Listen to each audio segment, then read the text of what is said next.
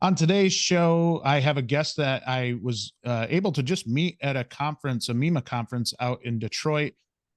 Just was blown away by everything he talked about in that conference and everything that he's doing at Christian Brothers. So, welcome to the show, Dan Aldrich.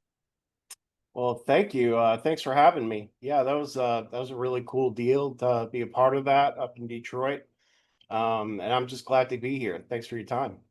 Yeah, I think you said it when we did our intro call that uh, being in that room was really really fun because there were some big players in that room, and I I really, really felt honored to attend that conference and thought it was just the collection of people there and honestly how much knowledge was in that room was just awesome. Oh, 100%. Those are, it's I've been removed from wrenching full time for coming up on 10 years now. And there's always that part of me that feels like, you walk in one of those rooms and you see these people that you've heard about for years. And it was like, oh man, that's Donnie Cypher. And then like all these guys. Um, and you're just like intimidated naturally. Like, should I be here? Do I belong in this room? But I think that imposter syndrome affects a lot of people for sure. Yeah, but I you had no reason to have that imposter syndrome because once you got up and you did your presentation, I think everybody was able to take away a lot, and I just really appreciated how transparent you were with things and talking through what you do at Christian Brothers and how you go about your business because it is really really impressive. The Christian Brothers operation as a whole, I've been a fan of for some time, and I think a lot of that comes down to the fact that I think Christian Brothers as a whole does it the right way, really approach it the right way, are still very very successful in doing so. But pretty cool organization you work for. Oh yeah, 100%. I mean, and I grew up and lived on the East Coast my whole life, and at the time when I had the offer to come join Christian Brothers out in Houston, Texas, I was living in Charlotte area of North Carolina, and there's not too many organizations that I would have, packed up my family, sold our house, and have a wife and three daughters. They're all school age. Um, to move them out to Houston, but I had heard so much about Christian Brothers and knew about the reputation. Um, I didn't know the internal workings of Christian Brothers, obviously, but from just being in the industry, knowing obviously they're big on providing their technicians with the latest technology, latest equipment for diagnostics programming, and then an excellent technician support system. And that was always attractive to me. And man, as soon as I stepped in that building for my first interview, I just knew, a lot of people say you just feel it when you get in the building as soon as you step in the building. And that was truly one of those experiences. And I'm just honored to be a part of it, and to contribute whatever I can to help the industry and help the brand. Oh, you're doing that. And what you're talking about there is just, I think, so much of a strong culture that really makes you proud to work at a place, right? When you see that strong culture and see that people like working there and they are truly striving for greater things, it's just it it's very motivating, and uh, it's hard to put into words what that means or how that impacts a person, but uh, what you just talked about there, I think, is very, very reflective of a good culture, just because it does have kind of that pull type strategy, right? Or that really like people when they work there will talk about how much they like working there, and that's not the case everywhere in our industry. Yeah, I mean and I'm sure you've talked to so many people on here with a lot of the same backgrounds of just getting burned out by the industry as a tech, and just being in the industry my whole life. You work at a lot of places that you could tell the intentions were great, right? And that you walk in and there's motivational words on the walls and things like that. And then when it comes to living out those core values and executing those at the shop level, sometimes somewhere between that gets lost, right? But with Christian Brothers, it was just different. It was just different. You could tell that from the top down, from our CEO down, it was critical part of the infrastructure of the organization, and that these people were living it out and they were doing all the things. And you know, the even like the outreach community stuff that Christian Brothers does, they don't publish that stuff. They do it for the right reasons, right? It's not a marketing gimmick. So I could tell their heart's in the right place, and it's just so apparent and evident when you have conversations with this leadership team, that there's just something different about this place. And I still hear that every time we get in front of technicians and have a class, we do intros. We never ask like, "Hey, so what's your opinion of Christian Brothers since you started working here?" Right? That's an awkward question.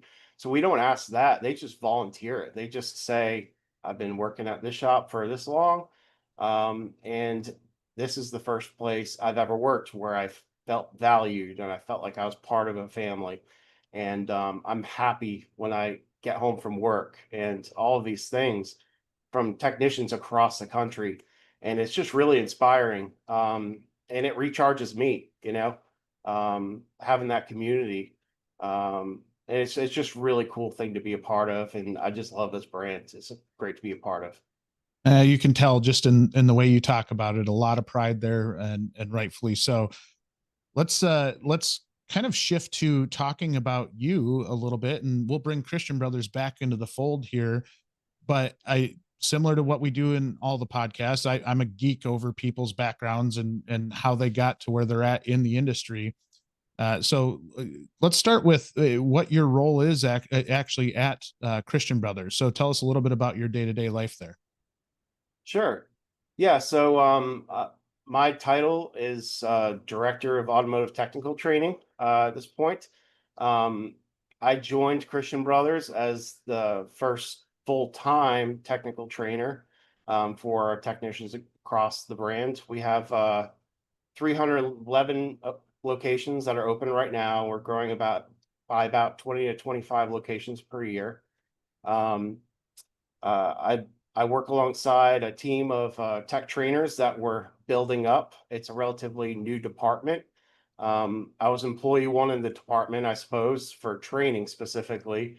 Um, but we've added two more full-time trainers over the past year, and we'll be looking to continue expanding, adding technical trainers to the department. To prepare for some really cool things coming up with building a training center. We're writing classes. Um, on top of that, we oversee the technician page of our LMS system, our internal training website for Christian Brothers. As far as we do regional technical training classes around the country as well, um, with content that we write in-house as a team. So um, yeah, that's we do some training at the home office too. We do some tech classes. Um, we have a tech ambassador program, it's called, where we teach OEM software to technicians across the brand, and we infuse soft skills into it, something that's a little bit different with Christian Brothers. That's something that I'm really passionate about, and something that Christian Brothers provided really the environment and the opportunity for was that soft skills training for technicians. Because it's so often technicians, they whether some technicians, they want to turn wrenches until they can't turn wrenches anymore, right? Until they retire one day. And there's a lot of those guys out there, but there's some that they turn wrenches for a while and work as a A-level tech, and they want to kind of find that ceiling and keep seeing where it goes and keep exploring their career options beyond that. And a lot of times technicians feel disqualified from doing anything besides working on cars. Maybe a shop foreman role or potentially a service manager role. But a lot of the skills that would be required for a technician to make a jump like that into leading a team or even leading a shop, um, we never really get those in typical technical training. You know, it's all But nuts, bolts, wiring diagrams, picoscopes, and all that, which is all great. But there aren't really a ton of opportunities for technicians to be taught like those basic, um, John Maxwell's laws of leadership, these core fundamental principles of how to be a good leader within a team, how to shape a positive shop culture, and how to lead others, how to influence others. And that's something that we saw an opportunity to start providing that to our techs. Um, we'll have standalone classes eventually just for those. But for now, we just weave it in and integrate it into our technical training classes. So when a technician attends one of our in-person classes, they're inherently going to get some of that at some point, and they all love it. The response has been overwhelming. Um, and a lot of them have really, really taken to it and run with it. And we hear all these awesome stories from the field all the time about that. So it's just really, really cool to be a part of it. yeah, I think it's such an untapped part of our industry, and I do think a lot of times that's where we've fallen short as an industry, is because oftentimes we'll take somebody that's very good technically, throw them in the office, give them 2 hours of training, and expect that they can just rock it from then on out. And it's not realistic. It's a completely different type of job. And even from the sense that some personalities might not work in that aspect, but being able to sit down and talk with somebody, right? I think so often, I go back to my own experience working in a shop or growing up in a shop where I didn't really know that there were opportunities beyond just working in the four walls of our family shop, right? Like I didn't think that there was anything else out there, or maybe even care to think that there were other things Yeah. out there, right? Like I just always thought I was going to work in our family shop. And had I known that there are different avenues that you can take, and I think you mentioned it earlier on our intro call, but our good buddy George Aarons at ASE always talks about the career lattice and how many Yeah. different ways you can go with it, that I think a lot of technicians can be blind to, where they might think that, you know what, I'm just going to work in my stall for the rest of my career. And I do think maybe a little bit of, I don't want to pin it on younger generations, but I do think there's some level of, okay, I'm working for a purpose. I'm trying to work towards something. And maybe if they don't get that sense and they see that tech that's, getting close to retirement, and sometimes, to be honest with you, how shops treat those techs when they get Oh, closer to yeah. retirement, right? Like, and if you say, okay, in your head, I'm going to work my entire life to get treated like that. Like I don't want that. But when they look at, or when I look at really good shops and how they treat people, that 60-year-old tech that's been there for 30 years should be treated like a legend, right? Like that person's got a legacy, because they do. They've impacted a lot of people over the years. And so all of that to say, I think that leadership training is so important in the way that you're mixing it in with the technical training, because you're feeding them breadcrumbs to kind of get them thinking the right way. And I do think that builds so much of your culture. I think it ultimately makes better leaders, which at the end of the day helps our entire industry out, because if you have good leaders and good communicators, that's going to lead to more success and just more happiness as a whole. Oh, 100%. And for me, I like, I don't, I had probably a similar story to yours. We talked a little bit about that growing up in a family shop. So I'm originally from upstate New York. I'm from Hyde Park, New York. Um, it's mid Hudson Valley, kind of halfway between New York City and Albany. And the shop is still there, Aldrich Automotive in Hyde Park. But my dad sold it a couple of years ago when he finally gave up on the hope of me coming back and taking over the family business. I was like, ah, I kind of like the warm weather, Dad. Um, but this my mom was a waitress at a Greek restaurant growing up. My dad was always at the shop, and the shop was really successful. They specialized in imports, especially European imports, but we did everything. We did motor swaps and RVs. We did everything.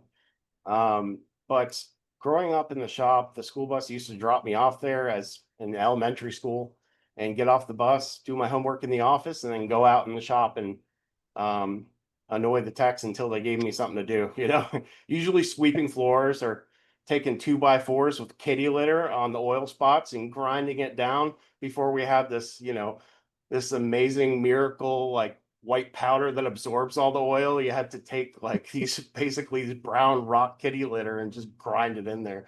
But all those things, teaching all those basic skills, um, just being submerged in that environment, but also getting to watch my dad, lead that business, interact with customers, watching how he interacts with the employees that worked at the shop. From a really young age, I was really blessed to be able to have that. So that when I got to automotive school, went through, the VOTech in high school for a couple of years. Um, and I kind of had an unfair advantage going in there in high school because I was already in the shop all the time, right? And being able to just grab a hold of that and make the best of that opportunity. My instructor in high school would send me to these automotive student competitions, and it was a lot of the basic stuff that I was already doing for years in the shop. So um, that led to getting some scholarship money for automotive school. And I kind of had it in my head that I wanted to pursue one of the German manufacturers, whether Audi, Mercedes, or BMW. I kind of lean towards BMW, but I wanted to get in one of those manufacturer programs. So I wound up going to NASCAR Technical Institute when it first opened in 2002 down in North Carolina.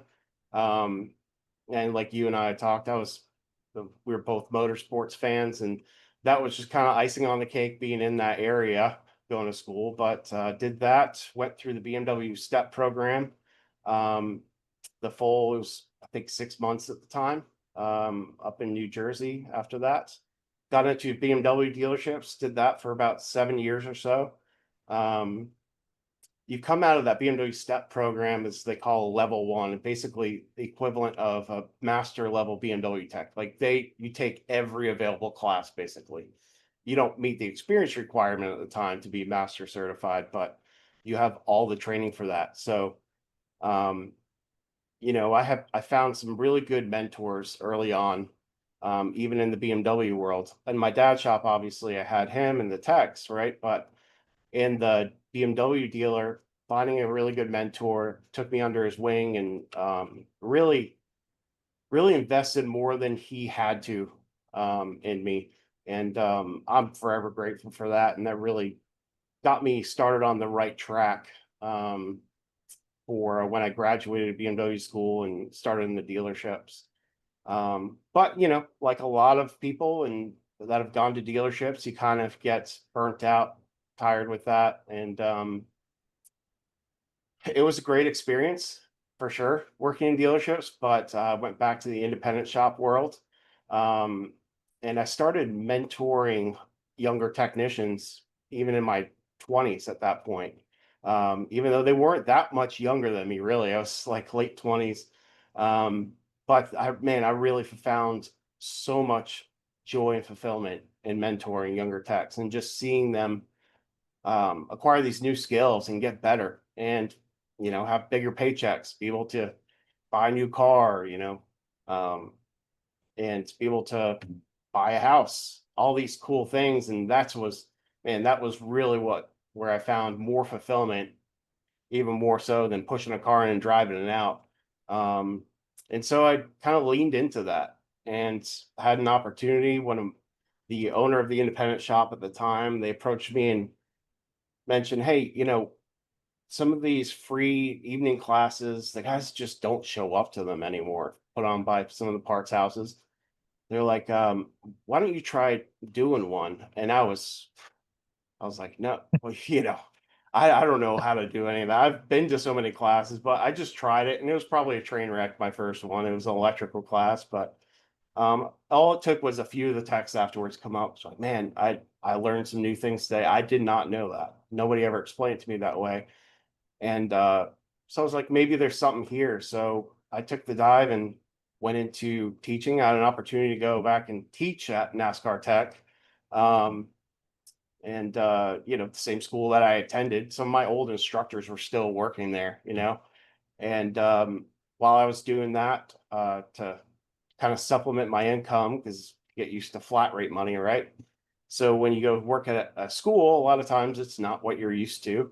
To supplement that, I did mobile diag and programming while I was teaching, which was awesome because it gave me stories to bring into the classroom, right? Yes. Um, within about 6 months or so of being at UTI, they asked me um, to join the Ford FACT program to teach advanced electronics in that program, and that was really cool.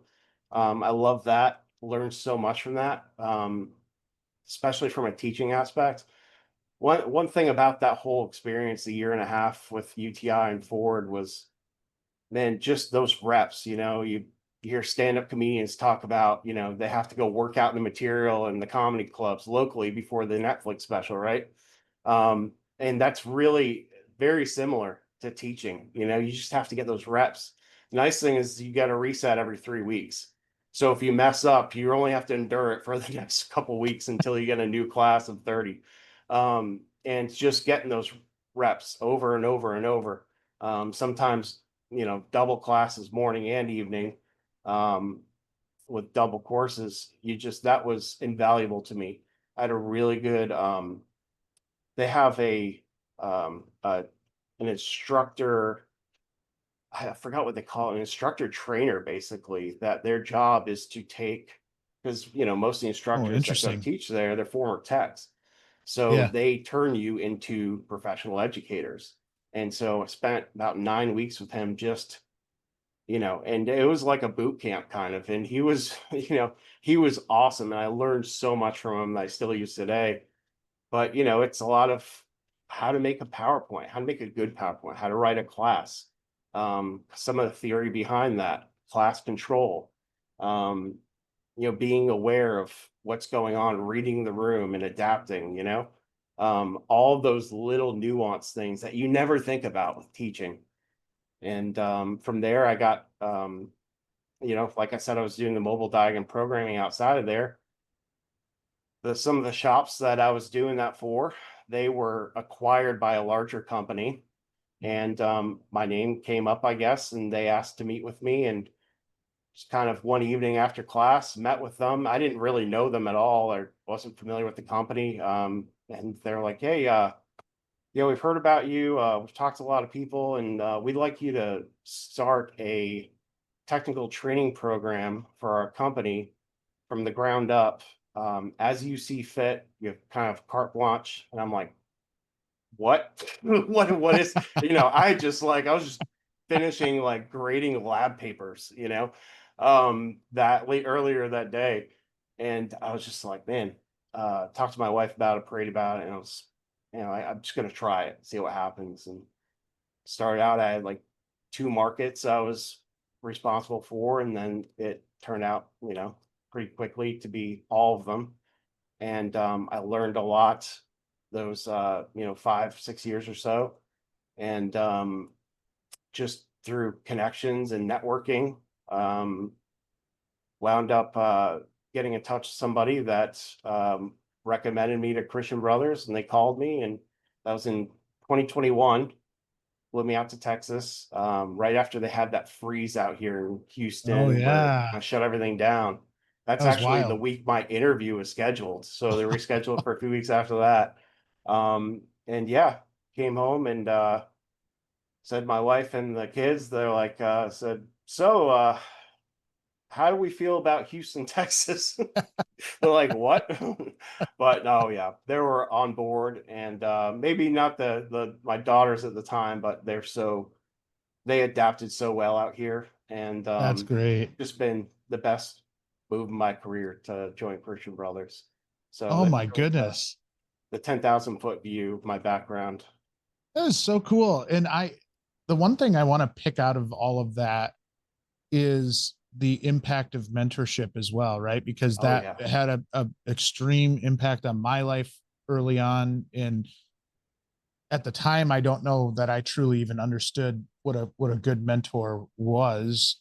But once you have one, and I was fortunate enough to have several throughout my career as well, still do, that really help point you in the right direction, can give you good candid feedback as well as being a motivator. I know a lot of times for young technicians, and I am interested in talking through this piece with you because of your training background, especially with young people.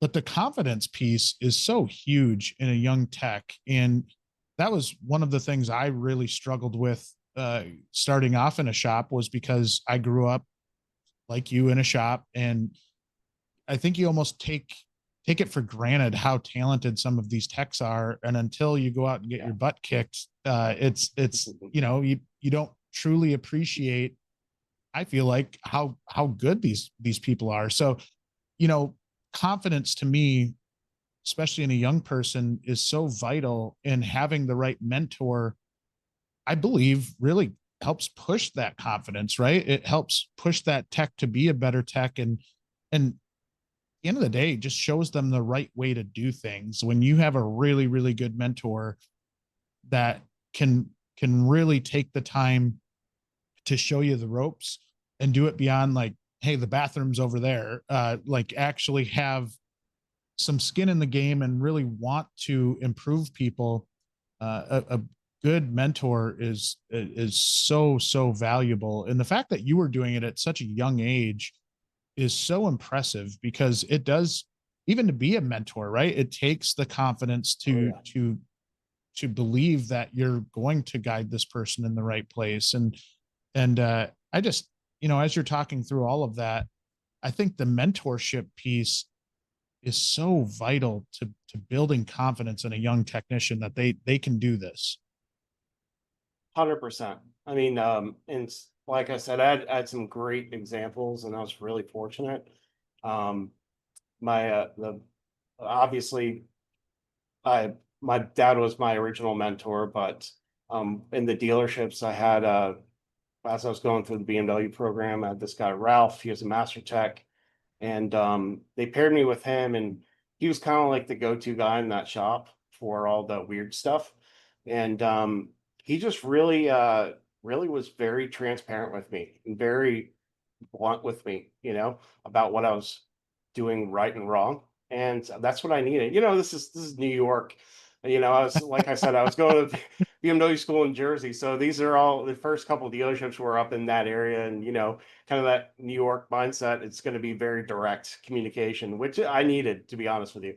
But he went above and beyond too. Like, even when it came down to, try to buy as many tools as you can while you still have that student discount in automotive school. He went through his entire toolbox with me, and said, these are the tools you're going to need to be a BMW technician. I went through his entire toolbox, drawer by drawer. He told me to bring in a pen and a pad of paper to write down. And I was just feverishly writing everything down. He's like, you need this set. You don't need this full set. You only need the 4 millimeter and the 7 millimeter of these, flex head Allen sockets. But you're going to need that, and the other thing. And man, guys were offering me like $5 a copy to at the school when I came into school the next day when I had that list.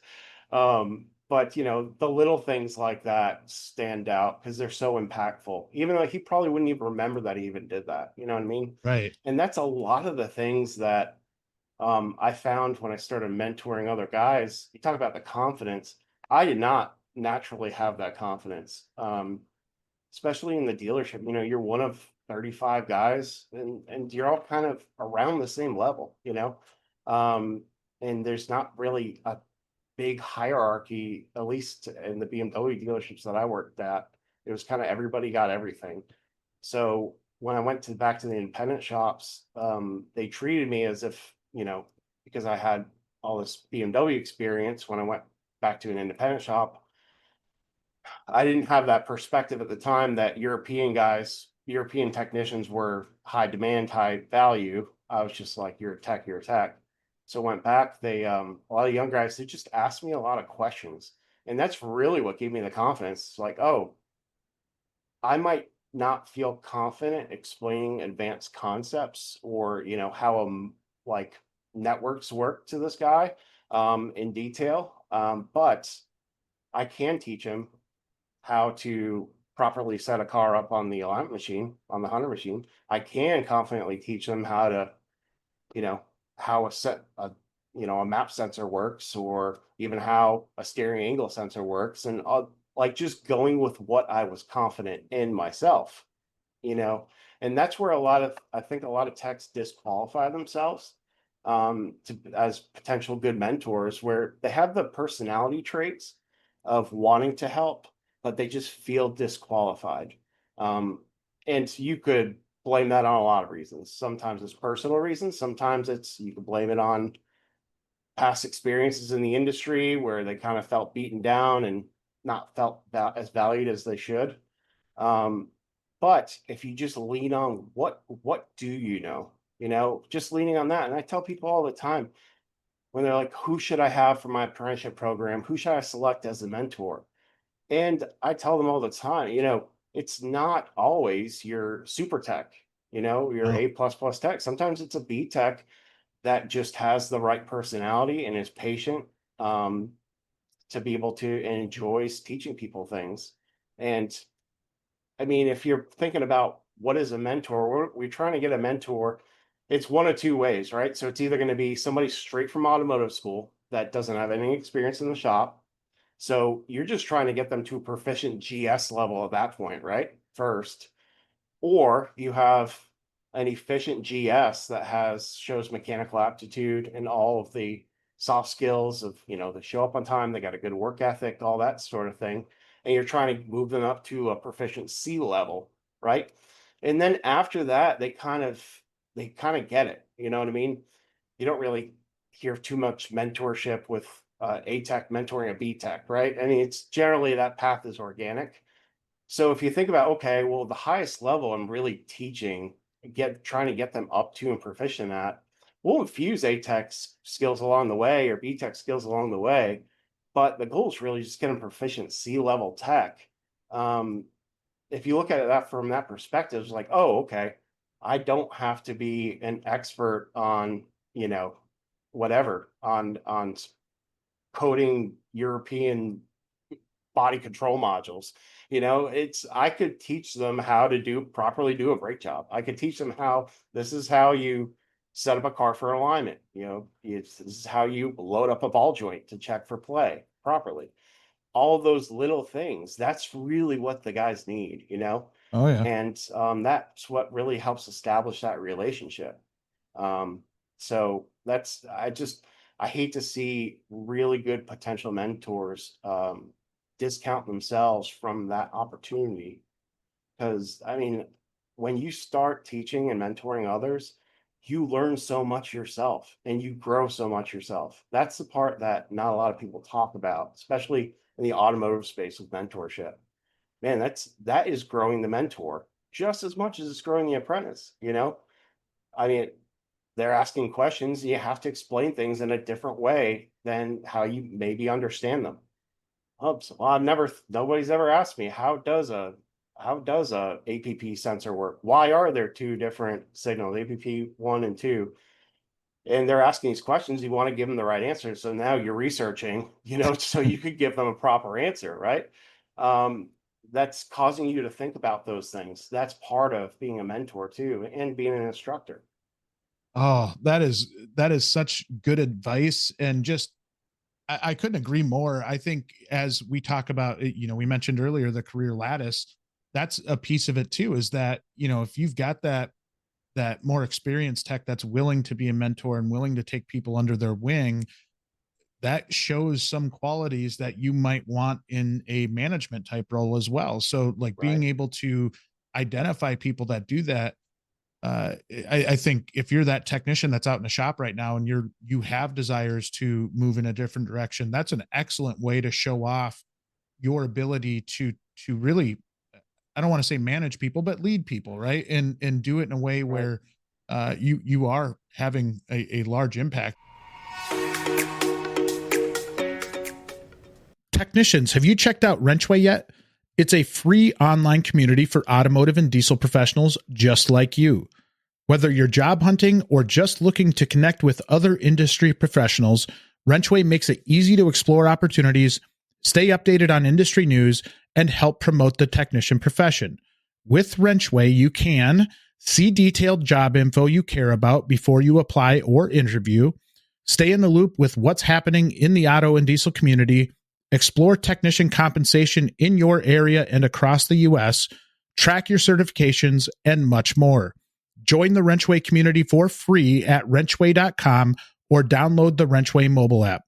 Links are in the show notes. Then the other piece there, as I'm breaking down what you said, is the importance on the simple things as well, right? And I know when I came up as a tech, I wanted to do advanced diagnostics right off the bat, right? Like just kind of felt almost there was this false sense of confidence within me that I could do some of that stuff.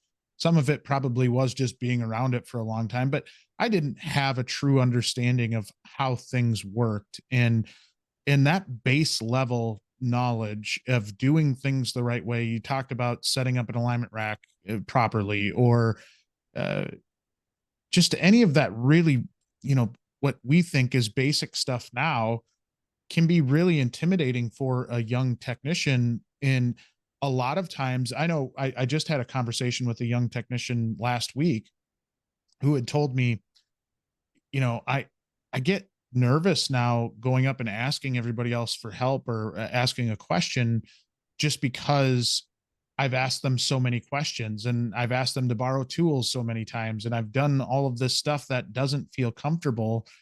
And to me, that kind of shows maybe a lack of a mentor there, right? To not have that go-to person.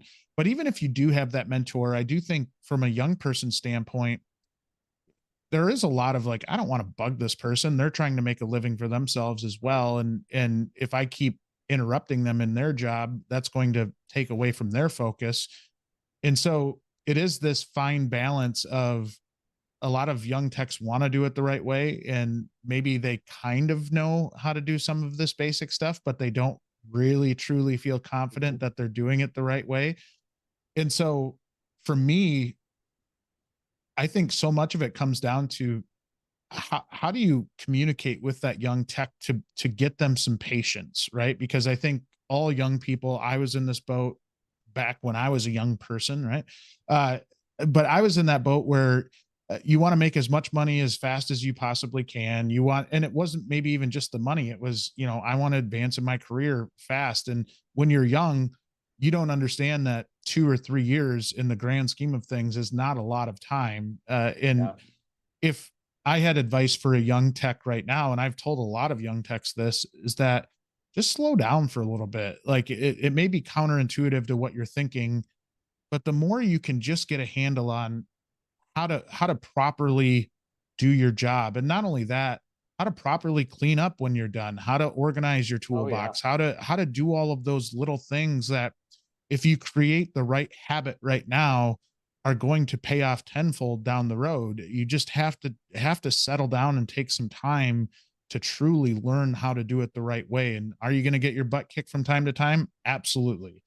But if you're truly learning how to do things the right way, you will inherently start to understand how things work. And if I make this adjustment, it's going to impact this. And like just so much goes into the simple stuff up front that if you can get, sometimes I feel like if we say the word general service or lube tech, that it gets this negative connotation. And I think at times some shops are guilty of maybe keeping young people on the lube rack maybe a little too long.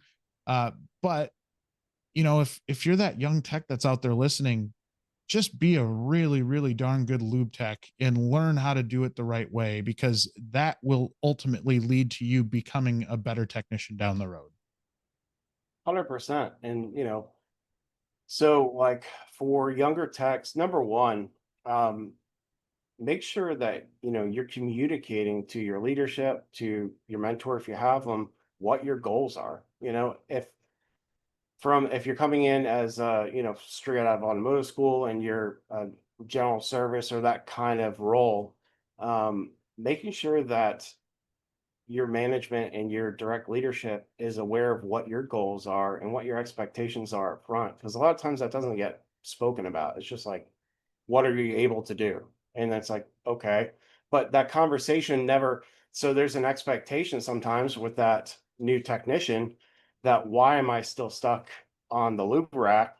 It's like, did you ever tell anybody that you don't want to just do this forever? Like that this is kind of like, you want to get proficient, but that you want to move to the next thing. And from the employer standpoint, those are questions that the industry needs to get better about asking too, in the interview portion. Like, hey, what are your goals and how can I help you get there? That's something that we coach all of our new CBA owners on all the time.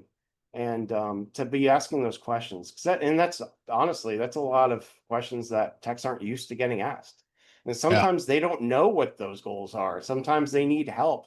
That's where they need to lean on the expertise of somebody who is a successful business owner to help guide them in that way. Like, here's how to make 5-year, 10-year goals, asking those. And then, also from a young technician's perspective too, um, hey, like there wasn't, a lot of times you have to go find that mentor, especially if you're in a bigger shop. It might not necessarily be somebody appointed to you organically. Um, I should say inorganically in the beginning, but organically finding somebody the traditional way. And you want to have multiple mentors. You want to have multiple different guys speaking. You want to see the different methods they do things, their different approaches. So you kind of form your own. So going into the shop, just being humble and showing that you're willing to work and you have a good work ethic, knowing that these guys, if you're the new guy, they are kind of keeping an eye on you to see if you are somebody worth them investing their knowledge in. And going up to them saying, asking things like, hey, can I help you with anything? Is it okay if I just watch you and ask questions? Showing that initiative as a young tech is going to help you win over more mentors, that they'll start to see, as an experienced tech, that perspective, being on all sides of it, really, you see like why some guys they're not too quick to go and offer their knowledge to younger techs, because they're kind of waiting for them to make the first move sometimes. You could argue about who should make that first move, but really both sides need to do a better job about it. But if you show yourself as somebody who's going to actually take advice to heart, demonstrate that you have a good work ethic, that you respect these guys, those older techs are going to invest in you. They're going to want to share knowledge with you. They just don't want to invest their knowledge in somebody that's might not be there in a month. You know what I mean? Um, so because they'll get kind of burnt out with that too. So you want to show them that you are worth investing in, and that if they do give you advice, you better do it. Um, that's don't ask for advice and then go do the opposite, because that's probably the last time that tech's gonna ever give you advice again. You know, 100%. Yeah. and if they say something that doesn't sound right, be respectful. Don't argue. Just think, okay, kind of log it in back of your brain. But that's just another reason why you want to have multiple mentors. Even if you have one particular mentor you work with most of the time, he's going to be on vacation sometimes. He has days off, or maybe he just doesn't have a lot going on. You want to be able to have other guys you go to and still learn from. and be more well-rounded as a technician in the long run. And that is really, really good advice for young techs, honestly, even for experienced techs. I think the other piece to that is maybe taking some ownership of your learning journey, right? Right now, young techs are so lucky because of the resources available online. A Yeah. lot of them are free resources. The trade publications put out some outstanding technical training. Something like a scanner danner or whoever, there are so many resources out there that are readily available. And if you're serious about becoming a better tech, there's really no excuse, because there are so many different levels to this that you can take yourself to. Do you feel kind of that same way, and maybe the Oh, ownership 100%. of your ability to develop yourself? Oh, 100%. It's funny you mentioned that with Scanner Danner. Um, I just had a young tech reach out to me recently, um, and he was asking about hey, I want to get all my ASEs. I want to, I want to move up the ladder and become a master tech one day.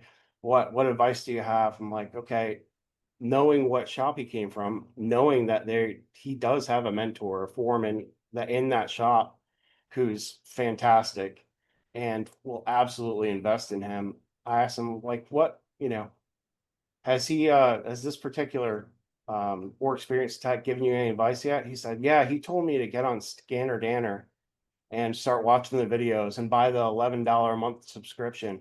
Um, but other than that, he hasn't really given me any other advice. I was like, okay, so did you do it? It's like, no, not yet. I'm like, okay, all right, let's pause, time out. Now we're gonna have a very real conversation, okay? And explain that. I was like, man, I'd probably start with doing what he said. That's really sound advice. That's really good advice. And he has so much good content on there. Oh There's yeah. nobody on our team. So our team's kind of divided into there's the technical training team, and then there's the tech support team through our technical assistance center. And between the two teams, we're all former techs, all ASE master certified, spent our careers in the shop. There's nobody on our team that one thing that we all had in common, there's nobody on our team that didn't do that, that didn't take the time to spend their own time investing in themselves.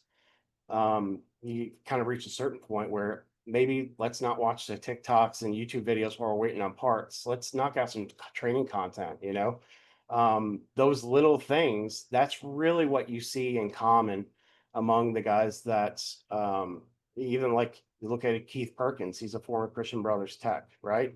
He has become a friend over the last couple of years. But talking to these guys, they all kind of have the same path as when they were in the shop. They just had this, they wanted to kind of find that ceiling and keep pushing it higher. And they took their own personal time to invest in themselves, you know? And so that's where it comes down to the right attitude, this attitude of like, I'm not going to do any online training unless I'm getting paid work time Paid. for it. I mean, all right, man, it's that's your prerogative. You could do that, but just know that you might be capping your ceiling of where you're going to go in this industry. If you want to go and do things that most techs don't get the opportunity to do, you have to be willing to do the things that they did to get there. You know what I mean? Oh, If you're just kind of run of the mill and you're doing everything that every other tech is doing, you're probably not going to get those opportunities. If you're complaining about all the things techs complain about to everybody all the time, they're probably not going to come ask you for your input on what kind of equipment they should be buying from the shop, right? Um, those kinds of things you really have to like change your own approach and take some personal accountability for, to your point. and I think that's true for any job, right? Oh If you yeah. want to get ahead, you have to put in the work. And I just always think it's a thing of beauty if you see a tech at 6 o'clock on a Tuesday night grab a scope and just start toying around with it, right? And starting to maybe try to figure some stuff out in a way where you're not having the pressure of having to get workout, right? Where you can actually take the time to sit and analyze and look at, you know, how things work. There's a Christian Brothers tech that I've known for quite some time, Thomas Irving, who always puts Mhm. great Yeah. content out on. And what I always love about what he puts out for content is he is always trying to get better. He's always trying uh to study and you know, hey, I've got this new tool and I want to really understand the features that it has, because I do think in a lot of shops, you know, and this is probably similar to what we've talked internally at WrenchWay about, is that, you know, we have a lot of these memberships and we're a part of a lot of things that we probably only use 5 to 10% of what the actual value of it is, right? And it's probably the same principle with tooling, where you get this nice fancy tool and you only know this one function of it and you're not utilizing all the other great things that could be a part of it. So I just I think it is so cool when you see a technician that truly views it as a craft. They're truly trying to understand how systems work and how their tools work, and do it in a way where it is constantly striving that growth mindset. Like, how do I get better? What can I do to add another element to my game?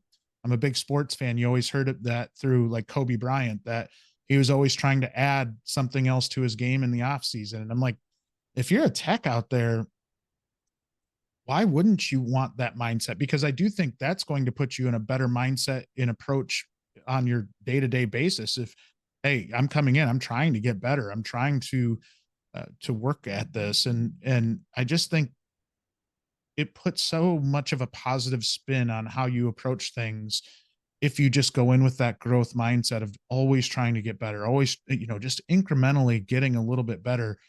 The ones that do it, like you and the other trainers as well, like, it's cool, man. Like, it is really, really cool.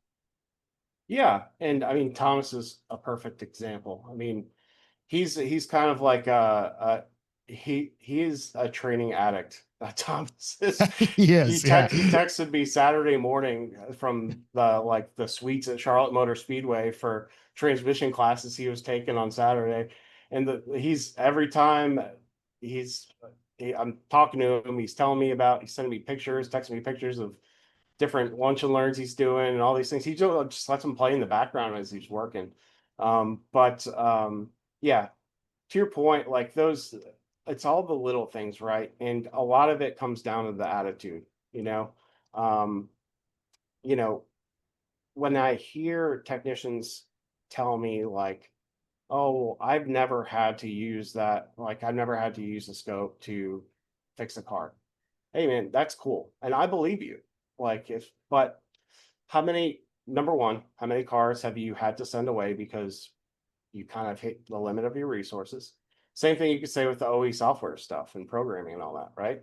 And number two, how much did you have to hurt your back doing those tests, and how much longer did it take compared to it could have taken you a few minutes on a scope? I'm not one of those people that say you need to scope every car. I know that's kind of unrealistic. You know, it's obviously it's certain uses, right? But having that mindset of and the attitude of just being open and willing to learn different ways to go approach things, even if it's like, hey, I've four different ways that I could isolate a cylinder with 5 misfire and determine if it's a coil, plug, whatever. Adding a few more options into your arsenal. So now you have 7 different ways, right? You have ways for if you can't access the coil without pulling the upward intake manifold off, right? Um, Having different ways and different approaches that you could take in different situations. I mean, it's not about right or wrong way. It's about adding more methods to your arsenal, more testing methods. Most of what we do is prove what's not bad on a car. You know what I mean? It's kind of like a like a jury case where, you know, they're in court and you're trying to prove, I give that analogy when I'm talking about condemning an ECM or condemning a module. It's like, and like pretend that you have to go on trial for this, and you have to be willing to defend every path and every input that you proved was correct, before you condemn that PCM. But that same kind of mentality of like being willing to go up and to learn all these different methods and learn these different ways. And some of them, maybe you're limited by your tooling for now. But all of that adds up, and it helps you better understand what you're trying to do at the fundamental core, by some of these tests. The other way is also, a lot of people are motivated by mentorship, and maybe they didn't plan on that, but once they become a mentor, they do it because they want to have the right answers for their apprentice. And they kind of inadvertently wind up learning more, because they want to be a good mentor and they want to have the right answers and all of those things. So that willingness to do the things that other techs or the general population of techs might view as, I don't get paid for that, or I don't get paid for that. Even with advisors, like I don't get paid to show him this, that, and the other thing when he comes up here. I'm not going to do his job for him. Hey man, that's cool. And once again, that's your prerogative. But a lot of techs, they've kind of made that connection where, hey, my advisors being educated and sounding knowledgeable and confident when they're explaining repairs over the phone has a direct correlation with my paycheck. And making that connection, hey, this is worth investing this knowledge into my front staff, right? So yeah, there's a lot of different ways to look at that, but it's definitely, if you want to get to the next level, you're going to have to take some of your personal time and really find an interest in it, acquire that taste for training. Oh, this is all amazingly good stuff. I knew going into this conversation that an hour would go really, really fast, and it has.